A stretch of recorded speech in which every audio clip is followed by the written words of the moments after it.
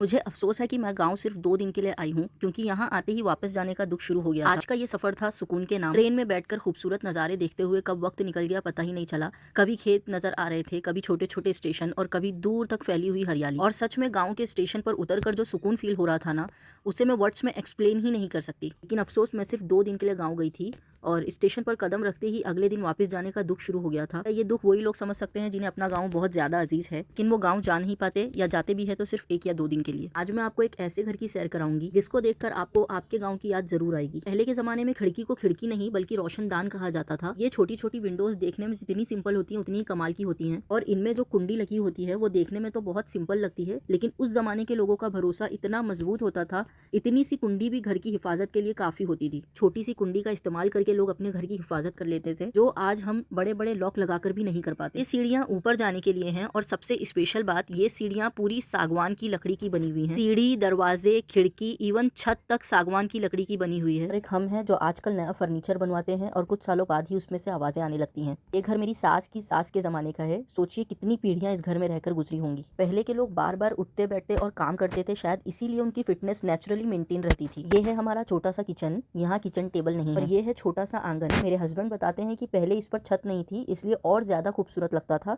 लेकिन बाद में शेड डलवा लिए। अभी पहले वाली बात नहीं है, लेकिन फिर भी खूबसूरत लगता है। ये जो जमीन से लगी हुई सीमेंट की पानी की टंकी मैंने बताई, गाँव के घरों की सबसे समझदार चीजों में से एक है। और एक बात जो मैंने गाँव के लगभग हर घर में नोटिस की है, यहाँ अक्सर 2 या कभी-कभी 3 दरवाजे होते हैं। इसका लॉजिक मुझे आज तक पता नहीं चला, लेकिन हमारे आंगन में भी एक एक्स्ट्रा दरवाजा है जो घर के 2 दरवाजों में से एक है। सच कहूँ तो यही छोटी-छोटी चीजें गाँव को गाँव बनाती हैं। दीवारों में बने शेल्फ, घर के बाहर बैठने की जगह, वो पुरानी चीजें जो टूट चुकी हैं लेकिन यादों की वजह से कभी फेंकी नहीं जाती। सब चीजें मिलकर गाँव को एक जगह नहीं, एक एहसास बना देते हैं। पुरानी सीढ़ियों से होते हुए हम ऊपर गए। ऊपर का फ्लोर इतना खूबसूरत नहीं था, लेकिन यादों से जरूर भरा हुआ था। मेरे हस्बैंड को पुराने कॉइन्स जमा करना बहुत पसंद है और किस्मत से उनको एक कॉइन मिल गया था वहाँ पर, इसको वो बार-बार उलट-पलट करके देख रहे थे, जो मुझे बहुत क्यूट सीन लग रहा था। बस दोस्तों, आज का व्लॉग यहीं खत्म होता है। मिलते हैं नेक्स्ट व्लॉग में। Thank you so much for watching.